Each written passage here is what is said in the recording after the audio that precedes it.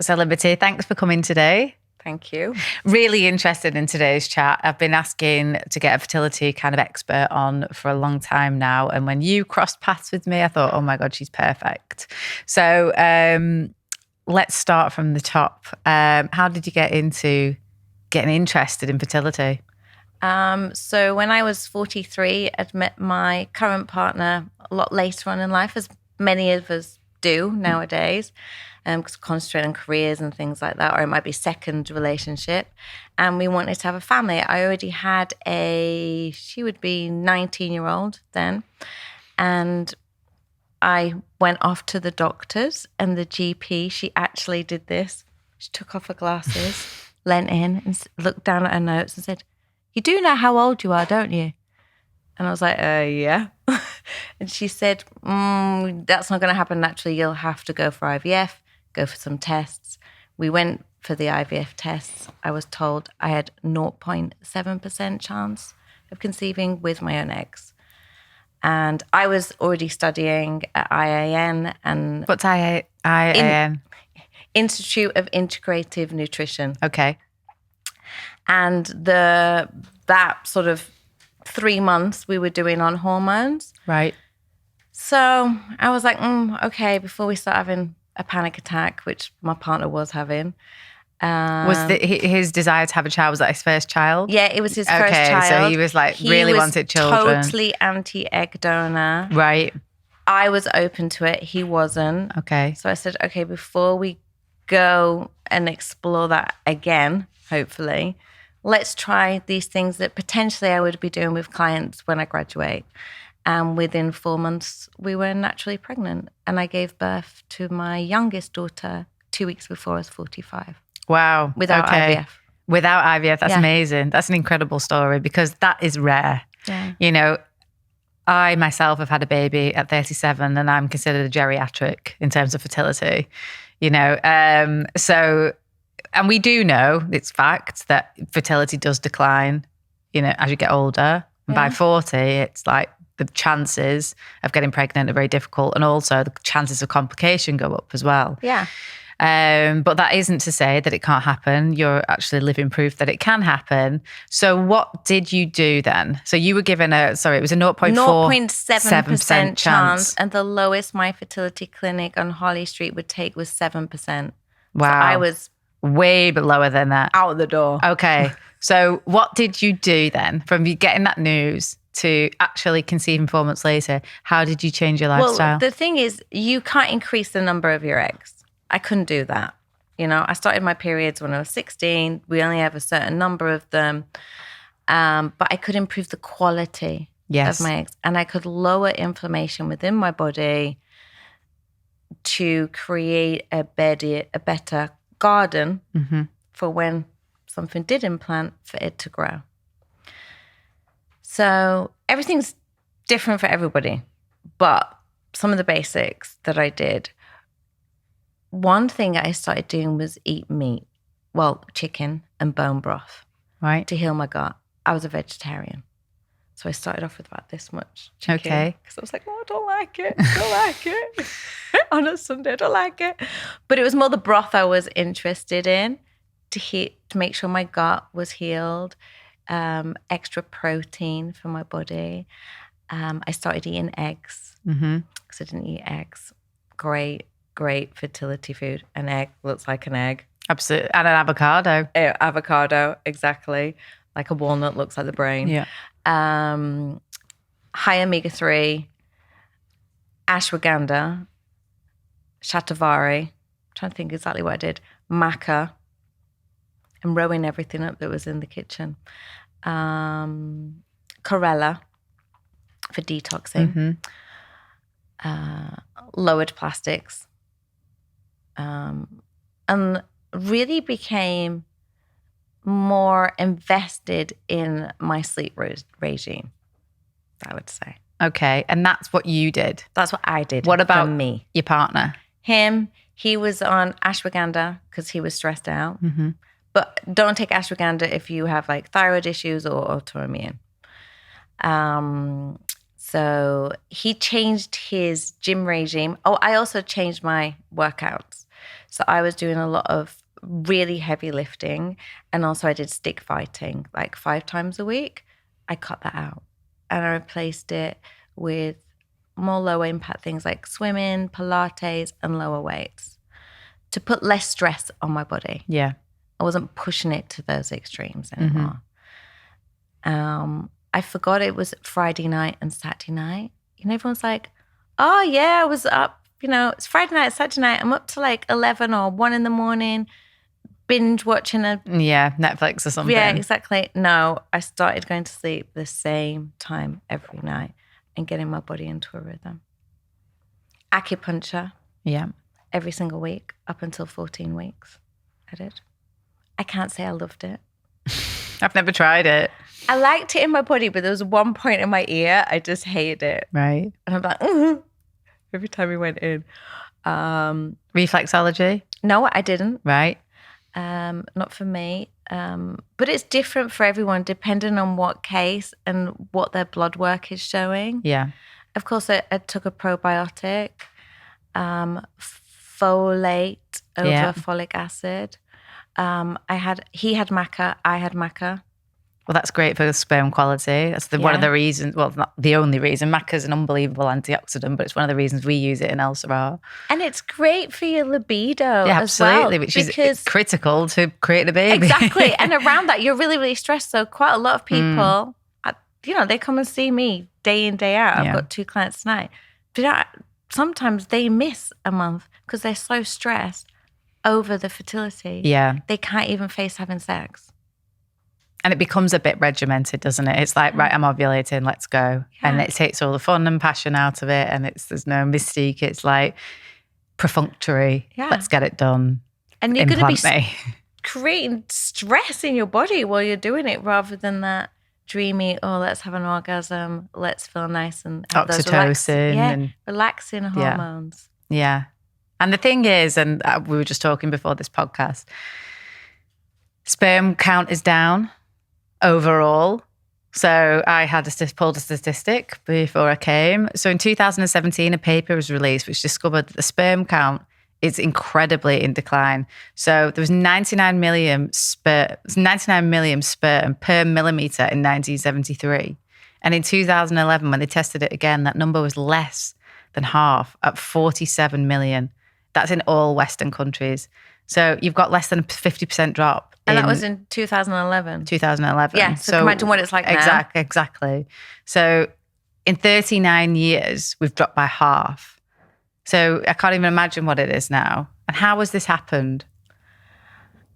You think, okay, near enough every single human has a mobile phone. Yeah. Most men have the mobile phone right here. Right. You can think of radiation, all those things. Even if you discount that or you're a non-believer, how hot does your phone get? Right? And that's right next to where, and everyone knows you can't get it hot. You can't get that area hot. So men have always got their phones in here or their laptops. Yeah. Tapping away, right? And I know with me, my laptop gets really hot. So we've all got a mobile phone. Average woman puts on over 515 chemicals on her body every day. And you've got to detox that. And the majority of them are going to be endocrine disruptors. Men are joining in that too. Men use moisturizer, deodorant, stuff on their hair, might exfoliate, put a mask on. They're all doing that. Rise of vaping. Yes, cigarettes have 7,000 chemicals in. Vapes have 4,000. However, you're going to vape probably more and for longer because it's more socially acceptable. And you're allowed to vape in more places. Trashes the sperm. Mm-hmm. Generally, we have that mobile phone. We are constantly responding to text messages, WhatsApp, scrolling, emails. Most people, I think women take on average between 1 to 3 hours of work home every night. So you're not relaxing in the evening, and same with men. They're working on the weekends. They're stressed out. People don't have a break time. No. And then when cortisol's high, you excrete a lot more nutrients, like magnesium, you excrete that. And it's not like just when you're in a highly stressed state, when you're going like over the top stressed. It's like little bits of stress every day. The traffic, the kids are screaming. It's that the silent inbox, stress. Yeah, it's the inbox is full. Yeah. It's a workout, that's put stress on the body.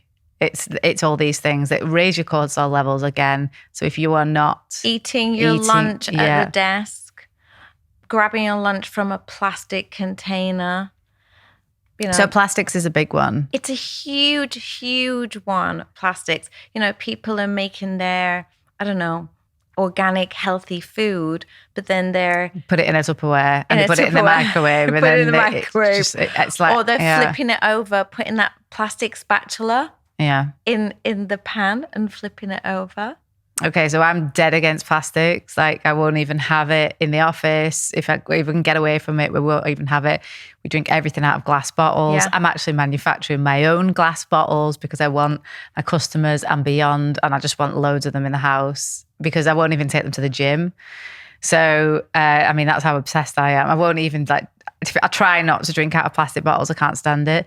But it's everywhere. It's everywhere. Like all our fruit is wrapped up in plastic. And that's because they want to stick a barcode on, so it's quicker. You think of a cucumber and it's sucked into that plastic, and it's one of the most, because it's a watery food, it really, really absorbs things. So not only are you fighting against pesticides, but then you're fighting against, you might have an organic cucumber, but then it's wrapped in plastic. Yeah. Same with tins. There's a lining on tins as well. The PPA lining. Yeah, so there's it's very difficult to try and get away from plastics, Yeah. I mean, if you've ever left a bottle of water in your car and then the sun has been in the car, just bin that water. I don't even care if it's fresh, just bin it. Just bin it. But also, how long do you think it's gone from being bottled at source? Tell me about it. Then left, it transported in a truck, maybe left on a pallet in the sun. Well, that's what I mean. You don't know. You don't know. It could have been bottled at source 2 years before. Exactly. I think average is 18 months before it comes to customer. That's gross. It is gross. And actually, there's a big correlation between the rise in plastics and the decrease in testosterone. Yeah. So I don't know what the answer is in terms of how do we fix this? We can't fix the planet, but what we can do is make small little choices. So if you were advising a client right now who wanted to get pregnant and they wanted to create the very, very best environment for themselves and their partner, how far back does it need to start? 3 months before they want to get pregnant? Easy 3 months. So it's 120 days for that egg to mature. It's around 70 days before the sperm continues to renew. So you want to clean up your body a good at least 3 to 6 months. 3 to 6 months. Yeah. There's some private clinics in America that I know won't even see you until you've done a 4-month clean out program, which I think is really honourable before IVF because it's giving you that best chance. Absolutely. And if it gives you an extra 5% chance, you've spent a lot of money. Not only that, it's an emotional investment, physical investment. If you really want a family, why would you not give yourself the very, very best chance of that implanting? Because also the better quality egg you have and better quality sperm, the healthier your child's going to be. The easier your pregnancy is probably going to be. Yeah. And if you're going to have a healthier child, you're going to be hopefully a little bit less stressed out when you have your newborn baby. Absolutely. Yeah. So it's optimizing physical, mental health as well as your baby's health as well. So it's overall investment. Yeah. And a lot of the things don't cost any money. Like going to bed at, say, 10 o'clock. Yeah. Doesn't matter if it's a Wednesday night or a Saturday night. You go to bed at the same time. My body doesn't know the difference between Wednesday and Saturday night. Yeah. You need to get it into that rhythm. No TVs in the bedroom, no phones in the bedroom. That must be hard to get people to do. Do you know what? It's usually the men want the TV and the women want the phone in the bedroom. So I say, okay, well, you can't have either. So you're both going to be forced to just chat to each other and look at each other. Read a book. Like you used to back in the day. Yeah. God forbid. Yeah. So I say bedroom is for reading, sex, chatting to each other like you used to, actually looking at each other and playing cards. Okay. We play cards in bed. Love that. Bit of Uno, yeah. Okay, so I've got rid of the TV and I've got rid of the phone. Okay. Same thing in the morning. Yeah. So I do 90 before 90. Right. So 90 minutes before bed, screens are off. Okay. And if you've got a smartphone, it's going to tell you can set that bedtime reminder and it's telling you to wind down. Mm-hmm. Same in the morning. I say to everybody, all my clients, what car do you have? They might go, a Volvo, a Mini, or whatever. Yeah. I say, okay, how much does that cost? Whatever, thousands. When you get in the car in the morning, do you put that car straight into 6th gear? And they go, no. I said, what do you do? It goes, even if it's automatic, it goes from neutral into first, glides along. Because if you put it straight into 6th gear, you're going to just trash your engine. Everything's just it's going to clonk out very quickly. That's what people do. They wake up, they reach for the phone, you're going smack into 6th gear. They go straight into a coffee, smack into 6th gear. This is exactly my life, by the way. You need to come and see me. I'm not trying to get pregnant, no. Yeah, the opposite. But it's for your health. And then you're not having to rely on stimulants and sugar and things like that throughout the day. Your body's getting into that natural rhythm and it's naturally going from neutral up into, say, 3rd or 4th. And then you can whack in your stimulants and get it up to 6. I mean, in an ideal world, I'm like living between like 3 different houses at the moment, and it's just like whatever I can do wherever I am at one point. As soon as I have my house sorted and that base, I've got a balcony just off my bedroom, and I'm gonna put like AstroTurf on there, and I'm going to do. Sound like such an idiot now, but like yoga for 10 minutes in the morning, no phone, straight out onto the balcony. Your golden hour, that's what I call it. Look at the sunlight, like Andrew Huberman tells you all the time. Just go and look at the sunlight. That'll be the best stimulant you can have. Yeah. Wake up your cortisol in a natural way. No stimulants for 120 minutes, something like that. And I say it's like getting your armor on for the day. Yeah. That's my getting the armor on for the day. It really, really, really does help. Obviously, no alcohol. Yeah. It goes without saying, but sometimes people go, oh, I thought just like one glass of red wine would be fine, or I'm having less alcohol. I know quite a few couples who are actually trying to get pregnant at the moment. So this is like valuable advice. I'm going to tell them to listen to this. Yeah, even IVF clinics will sometimes say, oh, you can have 1 or 2 beers as long as it's like 4 units, whatever. I'm like, no. Yeah. None. Commit to this. Commit to this because it's also going to affect your sleep. You're going to have less REM sleep for those 1, 2 things of alcohol. You may think, oh, I'm drowsy, I go to sleep, but it's the quality of sleep. Then the quality of the cellular repair while you're asleep is not going to help your sperm. Mm-hmm. Mm-hmm. Okay, so we've got rid of the TV, we've got rid of the phone, we've now stopped the stimulants in the morning, we've got to 6th gear in a nice way through sunlight. I'm thinking of somebody here, this couple that I know trying to get pregnant. I'm thinking they're never doing this, but whatever. They've stopped drinking. Yeah. Obviously, it goes without saying, no smoking. No smoking. That like ridiculously affects the quality of the sperm. It's vaping at the moment seems to be the man thing. Okay. And it's vaping. Okay. So stop all that. Okay, so breakfast, what would you say it would be to like give you the best chance, like fertile, like foods? Eggs, spinach, cabbage. I always tell clients, the darker the pigmentation of something in general, that's what you want to go for. So if you're looking at fruits, go for your dark berries. Yeah. Blueberries. Blueberries, blackberries, raspberries, pomegranate. Because the antioxidant count. Yeah. Watery foods as well is really good to cool the body down. You don't want it to be cold, but a lot of people have a lot of heat in their body. I can see it in their faces. They're quite often red, especially the men. They're red around here, around the thyroid, in their face, around here. And we want to cool the body down. Think of things like maca. Absolutely. And tribulus is great for fertility and sperm. Exactly. And because with a majority of my clients, it's the sperm as well. So they're coming at me with 1%, 2% sperm morphology. So that's the shape of the sperm.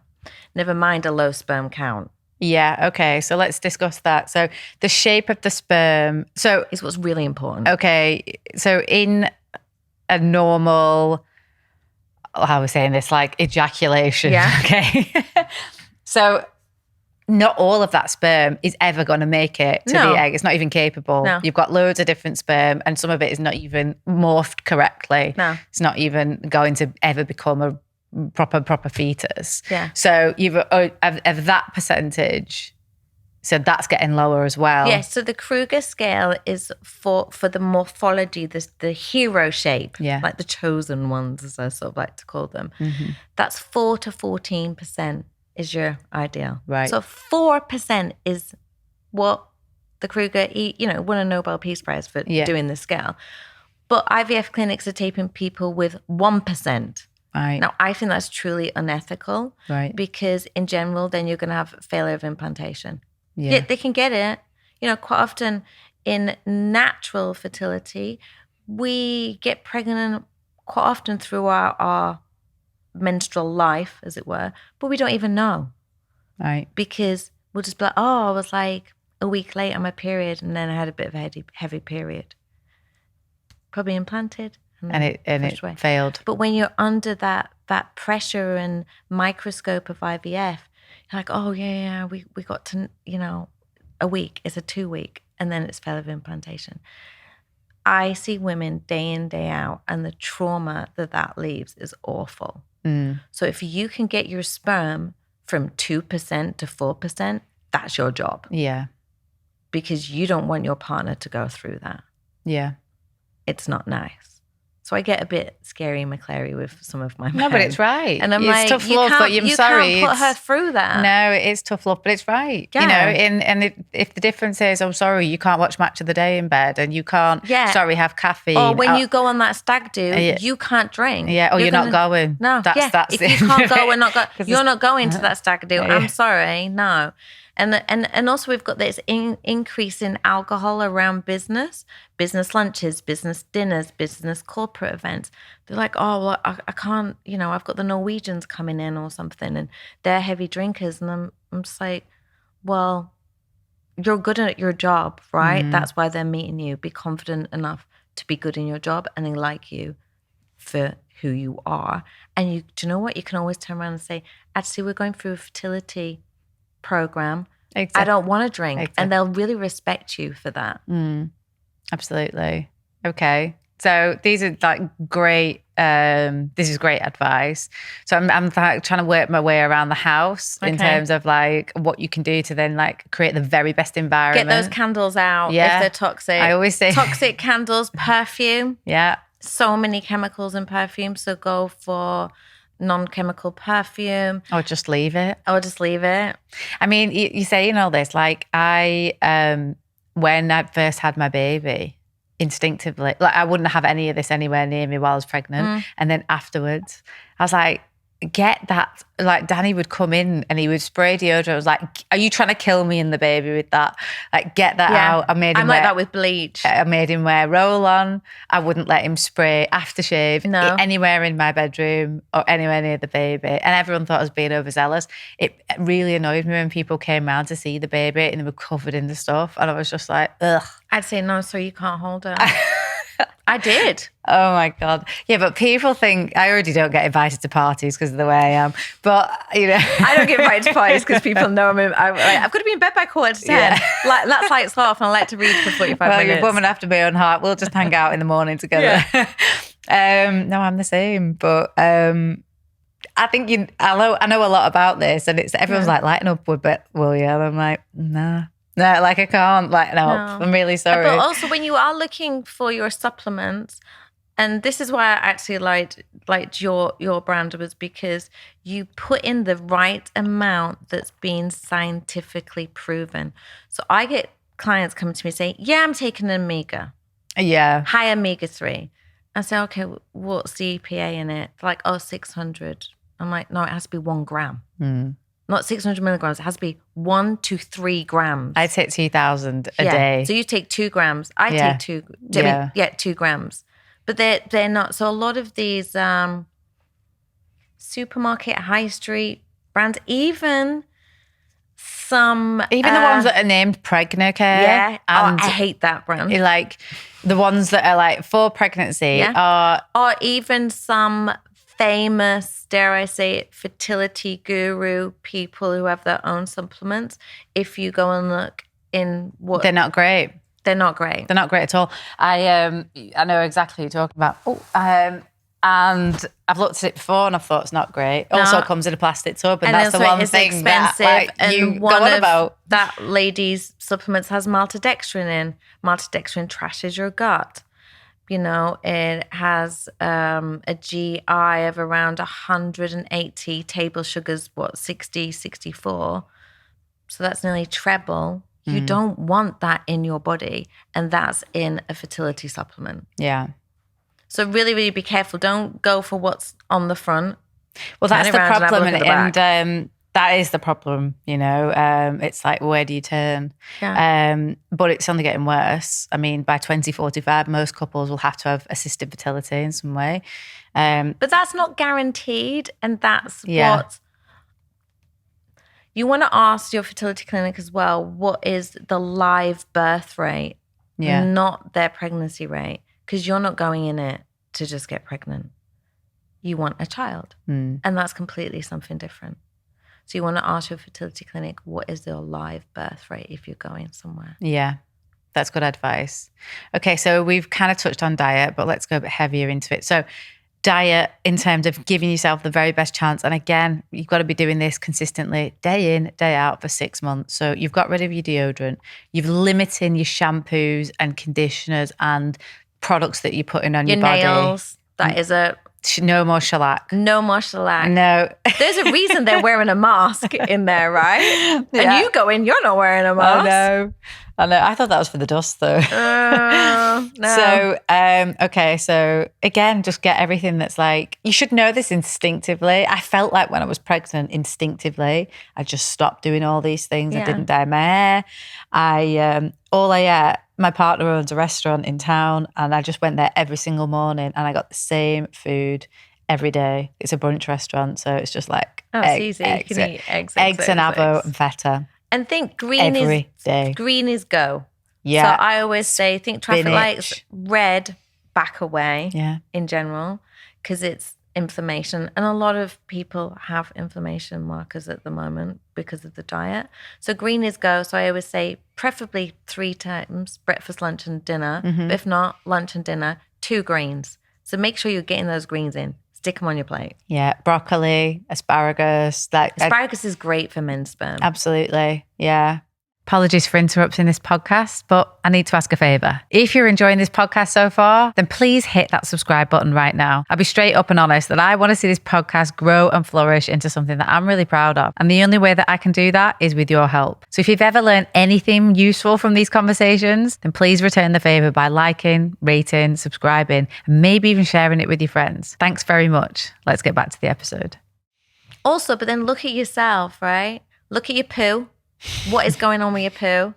Okay. I've got a 4-year-old, and she sits in the potty next to me, and she goes, Mommy, what's it going to be? Are you going to be proud of me? Are you going to be proud of me? Is it a perfect poo? Is it a perfect poo? And we're like, I go, yay! And because she looks at her poo, and if it's cracked, she's like, oh, Mommy, I didn't drink enough water today. Did I have enough fruit? Okay, so what does a perfect one look like? Perfect poo is a number 4 on the Bristol stool chart. Okay. So your poo, your wee, and your tongue are going to tell you something about you every single day, and you can work your diet around that. That's amazing. Right? It's giving you People the are liars instructions. as well if they don't say they look.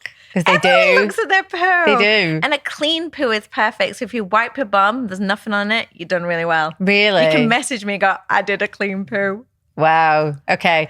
I'm going to look at this scale. I actually do. I have looked at this scale before. What if it like floats and stuff like that? I've read this on this scale on Instagram. Yeah, that's all to do with your fat content and things like that. But you're more looking like, are you hydrated? And it's not just water. People drink a lot of water like, oh yeah, I had like 3 litres of water, I had 4 litres of water. Generally, what you're doing if you have 4 litres of water, you're just peeing it out. Yeah. You want to hydrate the body. So it's through things like salts, electrolytes. Brilliant. I always have some nice Celtic salt in my water. Yeah. Also helps your workouts. It's if you're good. not into fertility anyway. Exactly. So I always put a couple of grinds of Himalayan salt in mine. And I do 5. 5. Yeah. Sometimes if I'm really like locked on, I put a tiny bit of what's the word I'm looking for? A tiny bit of chili powder because it's got capsicum in it. Yeah. And then cinnamon is brilliant for fertility as well. Right. So a tablespoon of cinnamon. So you can add that to your yogurt. Right. You can add that to, say, if you're having a protein smoothie. If you're making like some, I sometimes do it in I make a protein bread. So that's like 6 eggs. Coconut flour, coconut oil, and then I'll put a little bit of cinnamon in it to just like spice it up. An elite level snack, and I have this all the time, is a fog, a Greek yogurt, raspberries and blueberries, a little bit of cinnamon. Yeah, put a little bit more in. And and then a little bit of maple syrup to sweeten it up, and that is like amazing. You probably won't need the maple syrup if you have the cinnamon because it tastes quite sweet. Okay. But it's really, really, really good. There's like clinical studies on it, I think from 2001 on egg quality. Amazing. Yeah. Okay. So we've got what about fish in the diet? Yeah, but not tuna. You got to be... There's a mercury fish wheel that you can check out. Yeah. So that's probably why you probably want to supplement with that 1 to 3 grams of omega-3 with the high EPA. I agree. I use Wiley's Wild Alaskan Fish Oil. I know people will ask me this afterwards, so I'll just tell you anyway. I'm not like affiliated with the company whatsoever. I just recommend it. It's a great clean product. Yeah, you want them to be clean. You always want the company to be transparent as well. They're mega lovely company. Anchovies also, anchovies. So the smaller the fish, the better it is in terms of... Not like the sea scavengers at the bottom, the little tiddlers. So you want like anchovies, mackerels, sardines. Yeah. Not that I'm eating sardines, but I would eat the mackerel, and I love anchovies. Right. So, and like anchovies, you can just grind, pestle and mortar, you can put them in a dressing as well. Okay. It's a good way of sliding them in. Okay. In terms of meats and things like that? Meat, do you want to go for the lower fats? So no, I wouldn't advise lamb and things like that. I guess if you're into a grass-fed steak, that'd be okay. Liver's great. Mm-hmm. I'm not the best person because I've not eaten red meat since I was 8. So freaks me out a bit. Organic chicken. People go, oh yeah, but organic chicken is so expensive. So here's the thing. The size of an organic chicken now is the size of when you were talking about in the 1970s, the sperm results of a normal chicken back then. We've been big multi-size for everything. So you only need like a small amount. Should be, the protein should be like the palm of your hand, and everyone's palm's different size. Yeah. So it's not a lot. You can get quite a few meals out of that organic chicken. Yeah. And then rip it apart, boil those bones. Make it a bone broth. Drink that bone broth. Or put it in some ice cube trays. This is what I Right. do. And then in the morning, pop a couple out and put some boiling water over it. And drink it. You're done. Boil your pasta in it, boil your rice in it, stick it into curries. Stick it in. I stick it into my daughter's little breakfast muffins that I make her. Oh, brilliant. So you can hide it in loads of ways. Right, okay. That's and a it good doesn't tip. taste bone brothy. No, it just tastes like a chicken flavour, really. No, it doesn't really taste of anything, really. Okay. Okay, but it's full of nutrients, full of collagen too. Exactly. So it's good for your skin. It's going to be really good for your egg quality. Okay. And sorting out your gut. Okay. In terms of, we touched on this before, like pans and like staying away from plastic. So you've got like a lot of coatings on pans now. Yeah. Again, they're not great, are they? No. Cast iron, if you can. So like Le Creuset. Yeah. Things like that. I think your Christmas presents, if or I actually do request these things. Yeah, exactly. We wanted a frying pan from there for Christmas last year, and another baking tray. Yeah, I asked my dad for a big like Le Creuset pan, and I was like, I'd just given birth as well. I was like, I am a mum. Yeah, I have you have malacrusia. made it. Yeah. I've just bought some other pans because Gordon Ramsay said they were good. And I never even checked to see if they had any coating on. I was just like, oh, Gordon Ramsay reckons these are the Rolls Royce of pans. But also, I need to have fry a look your at them. food less. Do you know what I mean? Boil your food. Yeah. You can still Steam it. If you're doing a pasta, I just throw all the veggies and the pasta, everything, all in one dish, and then drizzle some olive oil on afterwards. Okay. It's a lot lighter and nicer. Air fryers as well. They've got that coating on. I know. I've just bought one as well. And I was literally like, don't tell me this. And all the plastic. Don't tell me this. And everything. Really? Yeah. But what if I line it with it? Yeah, so what if I line it with like greaseproof paper? Or is that like full of shit as well? It is. Oh, right. It okay, is. Great. Unless you can get some eco ones that are less full of the stuff. But quite often, if you see something's PBA free, then it'll have another chemical in it that's just as bad that hasn't been, brought out. What about changed silicone? Where do we stand on that? Because that's made from sand, isn't it? Exactly. But what's the rubbery bit? Yeah, exactly. And also, if loads of women are having their implants out, silicone implants, because of the silicone maybe leaking or they're having all of these illnesses, I'm like, should I really be putting it in my oven? Right. And baking my food in it? Right. Yeah, no, it makes sense. I get it. I get it. I'm not a scientist on that, but it's just logic. Yeah, no, it is. No, I'll tell you, like I did a TV show called Bear Grylls and went back to basics and lived on a desert island. And I'm telling you now that like people who have metabolic health issues in 6 weeks had literally, so people who had high blood pressure, it normalised in 6 weeks. There you go. People who were 4 stone overweight had lost 4 stone. Yeah. People who, it was like incredible. And I'll tell you what happened. We didn't cook with oil. No. We didn't cook, it was like on a live fire, a piece of fish that had no seasoning, no additives, no nothing. You know what I mean? I mean, that was an extreme way to live, but that is actually how humans are built to live. But also that shows the power of the body of how it can replenish and recover. Such a small space of time. I had an autoimmune disease and I was diagnosed with lupus at 30. By the time I was 35, I had all the disability apparatus, couldn't walk, I had a Zimmer frame, all of those things. I was 5.25 stone. Bear in mind, I'm 9.5 stone now. And you're like 5'11" or something. Only with these shoes on. I'm 5'9". Right. And I had a butterfly rash and lesions in my head and my face. Look at me now. Yeah. I don't look like that because my body's reversed it. I don't have the markers anymore. I don't have lupus. Even my GP, my new GP, because I'd moved 4 years ago, was like, oh, did you really have lupus? Because you don't have any of the markers. I don't understand. It's non-curable. I'm like, well, you don't have to cure it if I reverse it. Yeah. It's the same with egg quality and sperm quality. Also, just flipping back to sperm, because, it is near enough half and half. People's subfertility is down. They say it's 48%. Some people say it's 52%, whatever. It's near enough half and half, men and women. Men need to really, really push to get examined. A lot of men are not getting examined. I can't remember the statistics. I think it's like 40% will have a varicocele.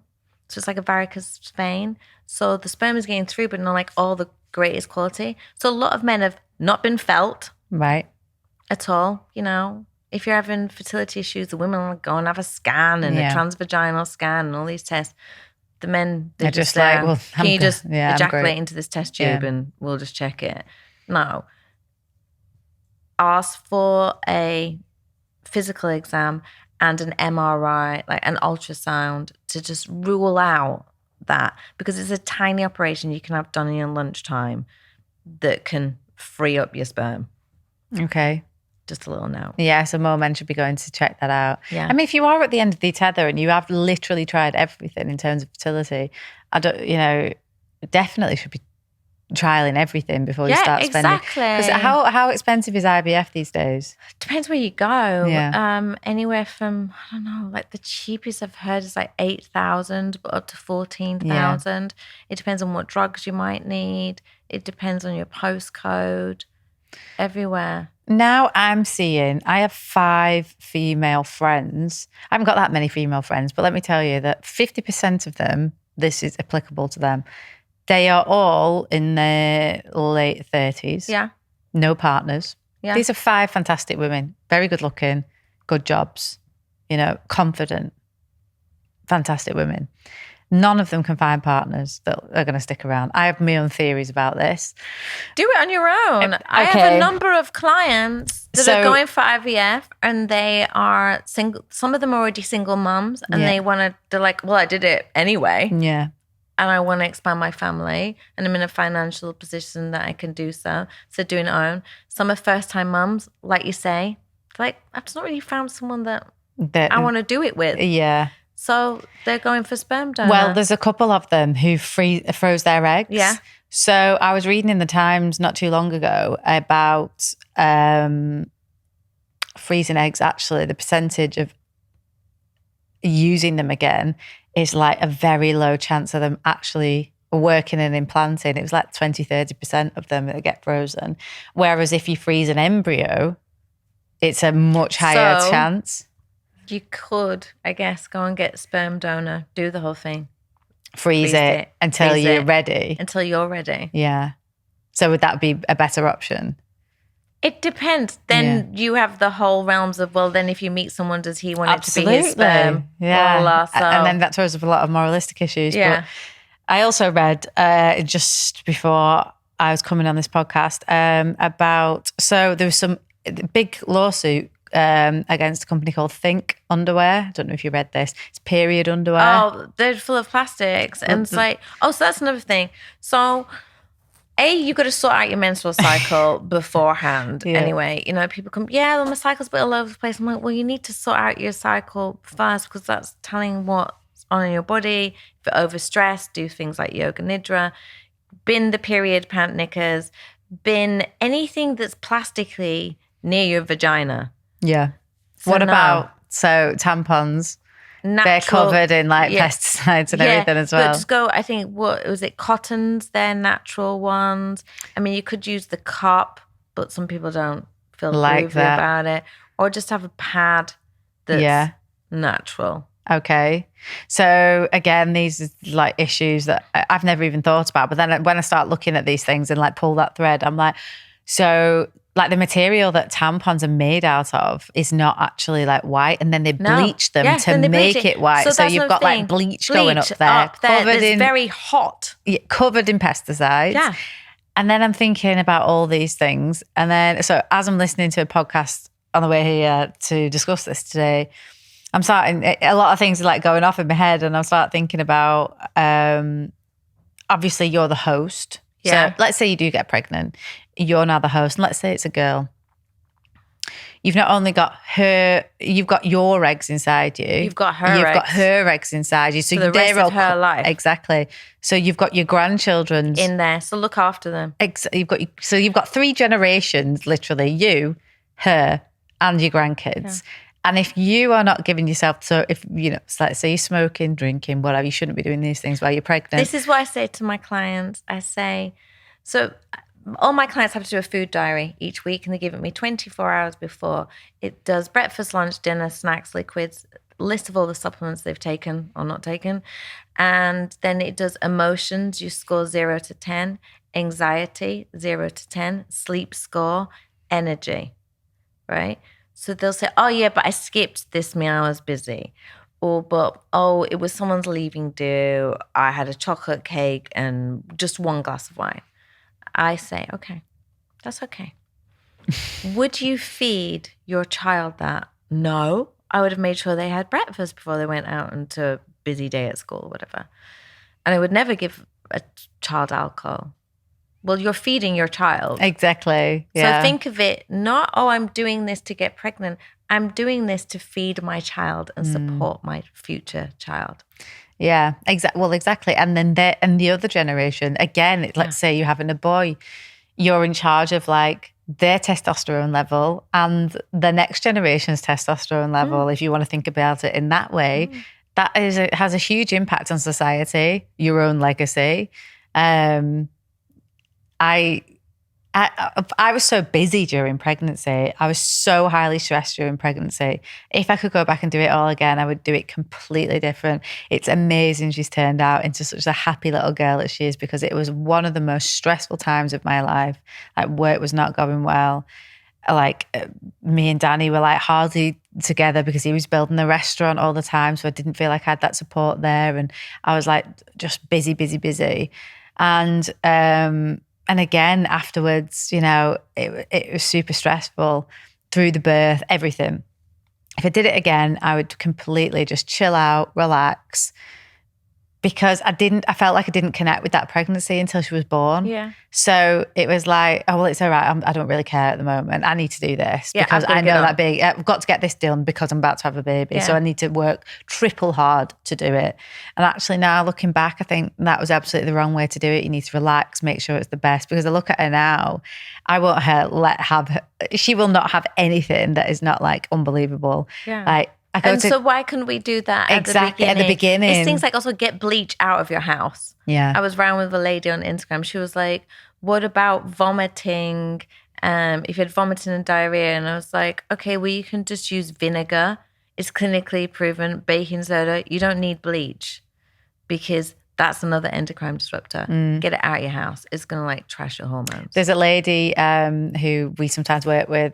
Well, we don't work with her, but we know her. She's a friend of the brand. She's got her own cleaning company and she's created her own cleaning product. Again, it's bleach free and it's a non-endocrine disruptor. Yeah, exactly. Yeah, it's based on like white vinegar and everything. Yeah, it's got citrus in there. Yeah, it's lovely. It's called Gleaming Gloss if anybody wants to have a look at it. I'll check it out as well. Exactly. Yeah. It's really good. But yeah, so I feel like though, I say these things, so like I'm like, get rid of those air fresheners, get rid of those plugins. And like, your fancy candles and your Jo what they call Malones, rediffusers. See you later. Diptyque, gone. I don't care. You're literally burning money, whatever. And there's one brand called Elle-Sera that are amazing. Now they're candles, but they're made with essential oils, pure essential oils. Eden do the same as well. Yeah, so they're absolutely fantastic. Argue with your doctor as well. Argue with your doctor. So a lot of GPs at the moment won't do basic. It used to be basic blood count was all your red blood cells, white blood cells, and things like vitamin D, magnesium, and it's not on there anymore. Inflammation markers not on there anymore. So ask for that, because that could be one of the markers of why you're not getting pregnant to start off with, and it will also influence your IVF. So especially vitamin D is really, really important for fertility. You're much more likely to miscarry if you have low vitamin D levels. You're also more likely to need a cesarean. I know you could have an elective cesarean, but an emergency cesarean if your vitamin D levels are low. So even if you get a kit or whatever, get it tested. And also don't rely on the guidelines. In England, it's the levels are between 25 and 200. Now, that's a big number. Yeah. In between. You want optimum fertility levels, which are around 100 to 150. So I recently, for example, had a client. She'd had 2 miscarriages and 2 failure of implantation with IVF. She is Asian. She was overweight. She's not now since she's been working with me. But her GP refused to test her vitamin D levels until I sent him the BMJ data on it and the NHS recommendations. It's a steroid hormone. Yeah, like you have a receptor on every single cell of your body. So if that is deficient, well, every single system in your body is going to be lacking. Yeah. You know, it's super important. I say to everybody, from the rest of your life, I want you to take vitamin D every day. Like brush your teeth, vitamin D. Yeah, my little girl takes it every day. So does mine. She's been doing it since the day she was born. Can I have my spray? Yeah. She has her bottles laced. I always say this, and I just did an Instagram video on it because I mention it quite a lot of times that my baby takes supplements. Yeah. And her bottles are absolutely laced with like probiotics, prebiotics, B vitamins, everything. Everything. Yeah. Vitamin D. It's so Dietary. important. And those are, a while ago, I think this is maybe why the NHS had to move the markers. Up until February, it was 50 to 200, and then they moved it to 25 because a lot of people were having to be supplemented on the NHS. So I know when I was living in Lambeth 6 years ago, if you were pregnant or had a child under 6, you could walk into any pharmacy and get it for free. That's how important it is. Yeah. It is critical. It's absolutely critical. I mean, I don't know, as a society, how we make this better, apart from like kind of, we need to take these small actions, individual actions to like sort out your own environment. But it's a big societal issue. Fertility for the rest of mankind, this is a huge issue. And I don't know why it's not spoken about more. That's why I went into it. People, because of my lupus, thought I'd go into autoimmune. But I was like, no. Yeah. I've gone through the trauma of having 2 miscarriages. Fertility is one I want to go into. And then as it's rolled over the past 4.5 years, its majority is IVF prep. People know that they've got to get the best ingredients in to go for it. And in terms of other things, I mean, I've heard that lycopene is great for men. So what tomato paste is full of lycopene. Even other things like HBO therapy, hyperbaric oxygen therapy is amazing for sperm and egg quality, especially egg quality. There's a lot of data out there. It has to be in a hard shell though. A lot of, what would I call them? Like wellness. Clean, do it in a soft shell. The pressure, it can't go high enough. Has to be in a hard shell. The data is between 5 and 15 hours. Okay, so is there anything they shouldn't be doing? Like stay away from saunas, yes, stay away from steam. Stay away from hot baths. What about ice plunges? I know these are all really trendy and great for your health, but actually in terms of fertility at the moment, if you're trying to get pregnant, stay away from them. The cold showers and the ice apparently is good for men's sperm. Okay. I don't know about the ladies' egg quality, but as long as it's not too cold, you're going to like have a heart attack, but it won't be that cold. Okay. But because it's the endorphins it releases afterwards. But no hot, we can go cold, but no hot. Like even Huberman even says, if you're going in a sauna, put an ice pack on your genitalia. It's not going to work. No one's going to do that. Just don't go in. Just don't go in. Just stay clear of it for a few months until you get pregnant. Yeah, exactly. Yeah. Okay. And any other like fantastic hints or tips that you give to every single couple that comes for IVF prep? They're my basics because every single couple is different. We all have a unique thumbprint. We've all been through different traumas, mental, physical, car crashes, loss. I have a lot of men come to me for IVF and or natural fertility, and they're on antidepressants. Right. So I'm like, let's work that out first. Let's create you a happy mind and a happy body and work with your GP to lower that and aim to get you off, because things like Zoloft really inhibit your sperm. Right. So if we're going into there, let's try and work on that first with your GP or your psychiatrist or whoever. Let's work out your diet, work out how I can give you a toolkit, work out what was the trigger to get you into this place. So I work holistically with things like that. I've got 3 men especially that I'm working with like that at the moment. To then you can get off that under the guidance of the GP, and then naturally your sperm's going to go up. Yeah. Well, that's amazing. And is it reversible? The sperm thing? And how quickly can it happen? So I've been doing this, like I say, mainly the fertility and IVF prep for 4 years. I generally have a rotation of around anywhere from 6 to 8 fertility clients a week. My maths is rubbish, but do that over 4 years, right? And we have 5 clients that have not got pregnant. Right. The rest are all pregnant. Well, had babies. Yeah, had babies. Yeah, the rest have all had babies, I should have said. I'm doing what the IVF clinics do now. The rest have all had live birth, happy children, and 5, unfortunately, haven't. 1 was 48. Right.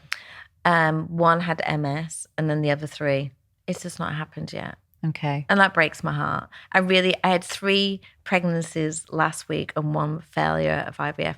1 was natural fertility, 2 were IVF, all in their 40s.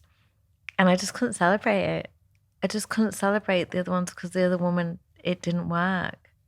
I get that. But you should celebrate these things. I know I should, but because I think for anybody listening to this and like if they're going through these issues themselves, then you should know that there is hope and there is light at the end of the tunnel, you know, and there are things that you can do definitely to help reverse, you know, some of these, like don't take it lying down that, oh, that's my chance, that's my percentage. Yeah, I've had women with really low AMH, like 1.7, have babies naturally. And I'm thinking one lady especially, she was a nurse and she was in her 40s. And now I'm supporting her as like as an older mum. She's like, oh, I'm so tired and I've got this crazy child to deal with.